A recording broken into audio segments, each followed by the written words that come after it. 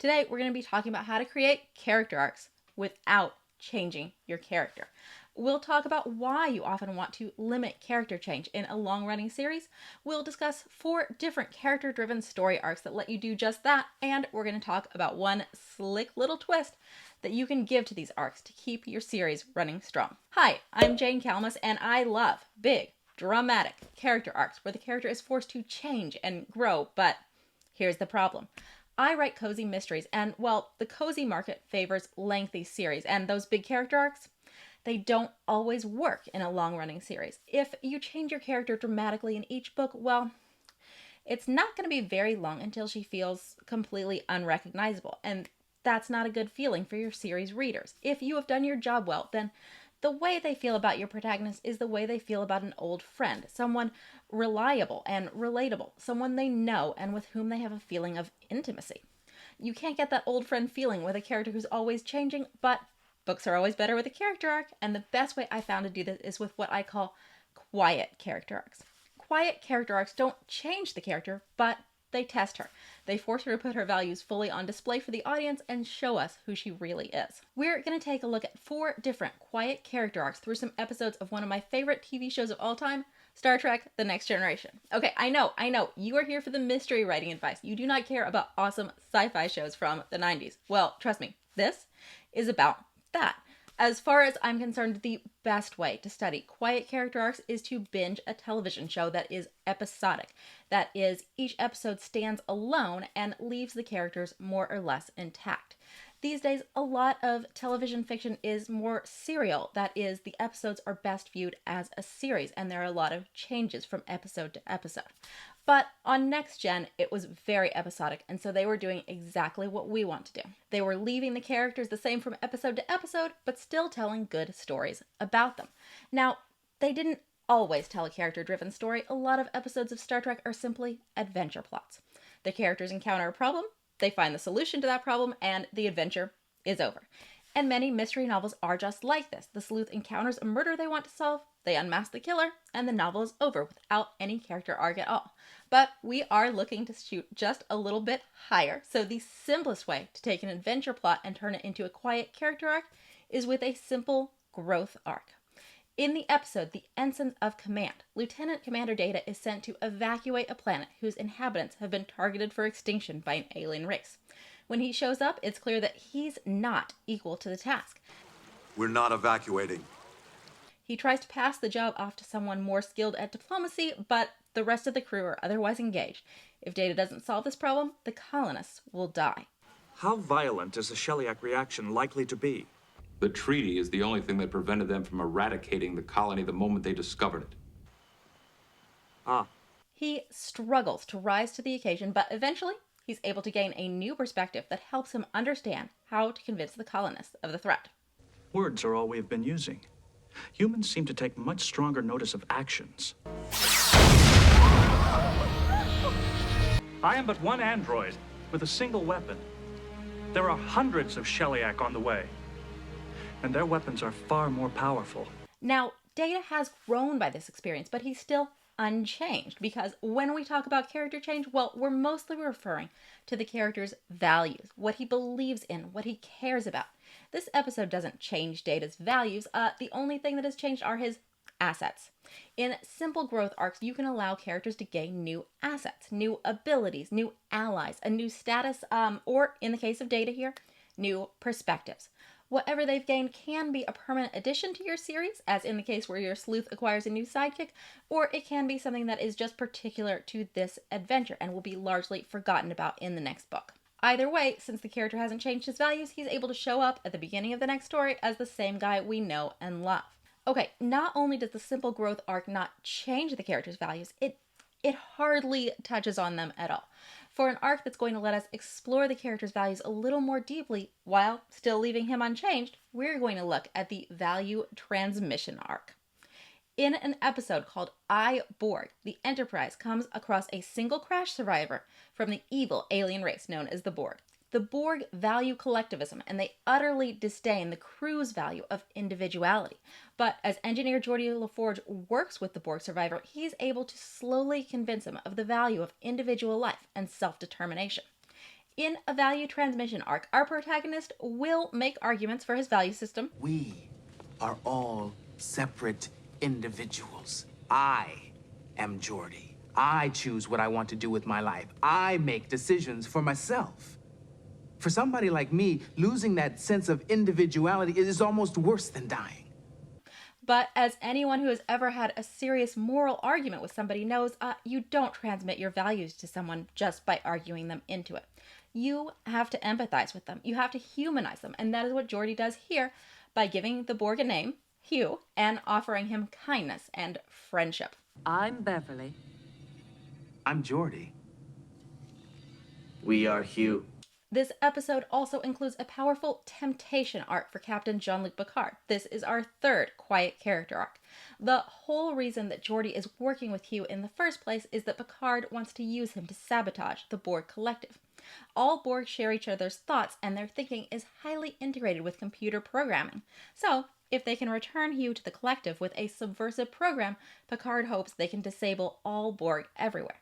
This is obviously a profoundly destructive thing to do to an alien race, but the Borg are super evil, so Picard is all gung-ho for the plan, even though it means he will have to betray his values of compassion and respect for all life.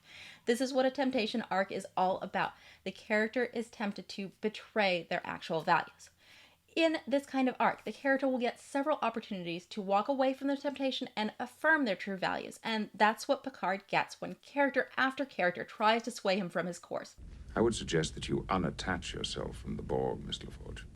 It's not until Picard talks with Hugh and realizes that he has adopted the value of individuality that he realizes how wrong his plan is. You are Borg. You will assist us. I will not. What did you say? I will not assist you. So here, at the very last possible opportunity, Picard walks away from the temptation to destroy the Borg, and his arc is resolved. At the end of the episode, the crew offers Hugh a choice. Will he return to the Borg collective, or will he stay with Geordi, which will cause problems? If Hugh doesn't return, the Borg collective will come after the Enterprise in pursuit of him. And this is the other way that you can make a value transmission arc work. Okay, we've already talked about letting your protagonist humanize the characters they're trying to persuade of their values, but characters can also transmit their values by showing that they are willing to make personal sacrifices to live by them. By giving Hugh this choice, the crew is powerfully demonstrating that his individuality is more important than their collective best interest. If you're enjoying this video and you like what I'm doing on this channel, please take just a second to hit the like button, and thank you so much to those of you who are doing that. It means so much to me to see this channel reaching new writers, and believe it or not, those likes, they really do help. And then let's talk about what is probably my favorite quiet character arc, and that is the character revelation arc. In the character revelation arc, your character will have to choose between two values that are profoundly important to them. Okay, these two values were probably in perfect sync until they come into conflict at the beginning of the arc. Commander William Riker values being a good Starfleet officer, and he also values loyalty to Captain Picard. These values are in perfect concert with one another until the episode The Best of Both Worlds, in which Picard is kidnapped by the Borg, transformed into one of them, and is intent on taking their incredibly destructive ship straight to Earth. Riker has an improvised weapon he thinks can destroy the Borg ship, but only a tiny window of time in which to use it, which means he won't be able to mount a rescue attempt before trying it. If he fires, he'll have to sacrifice his value of loyalty to Picard, but if he doesn't, he'll have sacrificed his value of being a good Starfleet officer. Mr. Worf. Fire. I call this the character revelation arc because, again, it doesn't change the character. It just reveals how his values truly rank, which is actually more important to him. And since nothing has changed, indeed, since we probably knew how Riker would rank those values before the episode even began, well, we can jump into the next episode still thinking of him as that same guy we love. I love character revelation arcs because they involve the character doing something he truly does not want to do, and that is always good fiction. Thinking up character revelation arcs is actually pretty simple. Just make up a list of things that you can't imagine your character ever doing, and then ask, but what could make them do it? What could make Riker kill Picard? What could make your sleuth give up on solving the case, or betray her best friend, or allow someone to get away with murder? If you push for those answers, you'll often find that they exist and that they point the way to an awesome character revelation arc. In that case, you may find that your character is set up to reap some pretty hefty consequences, but that's okay, because we're about to talk about a little something I call the avoided arc. Okay, this is the twist that I promised you at the beginning, and the avoided arc, it's not really an arc in its own right, it's just a twist you can apply to any of these 4 arcs that will allow them to not affect the stability of your series all that much. In the episode Descent, Commander Data falls into the power of his evil android brother Lore. While under Lore's control, Data does despicable things. He imprisons his crewmates, he nearly kills his best friend Geordi, and all of it is prompted by Lore's use of an emotion chip, which he is using to dole out small amounts of emotion to Data while also suppressing his moral subroutines. Throughout the entire series, Data has been defined by a quest to be more human, but at the end of the episode, after the crew has triumphed over Lore, he decides that he must destroy the emotion chip once and for all. It is simply too dangerous. He will sacrifice forever his ability to ever gain emotions. But Geordi stops him. I wouldn't be very much of a friend if I let you give up on a lifelong dream, now would I? And this is the crux of the avoided arc. The character makes a meaningful choice, but the consequences of the choice are avoided, usually due to the actions of another character. How do I know that the avoided arc is worth its weight in gold? Because it's the one they always reached for in season finales and premieres. Descent, which we just talked about, was a season finale, as was The Best of Both Worlds, in which Riker fired on the Borg ship holding Picard, but avoided the consequences of actually killing him due to the actions of the Borg, who were prepared for his weapon. It's also used in the 4th season finale, Redemption, in which Commander Worf resigns from Starfleet to join the Klingon Civil War, but he's spared the consequences of that decision by the war's quick conclusion and by Picard's decision to reinstate him. So while I was writing this video, my husband and I had a long discussion about the avoided arc, and we couldn't really come to a conclusion.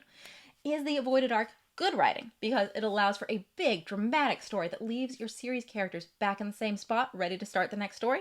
Or is it bad writing because it sets the audience up for a consequential choice, but then yanks those consequences away at the last moment? I can see both sides, but I guess here's what I will say. It is a tool. It's a tool that you can use to tell those big stories while keeping the situations of your series characters relatively stable. And it is a tool that I think I will use, but I might use it sparingly. I feel like quiet character arcs are a great way to sustain a long-running series, but here's the rub. They're not the best way to kick off a series. To me, the first book in your series should come out of the gates with a great, loud character arc, an arc that requires your protagonist to really change and grow, and that is what I talked about in this video. We talked about how to create satisfying character growth, and we talked about 3 specific plot points that you want to really nail to sell that character change. So you might want to check that one out next.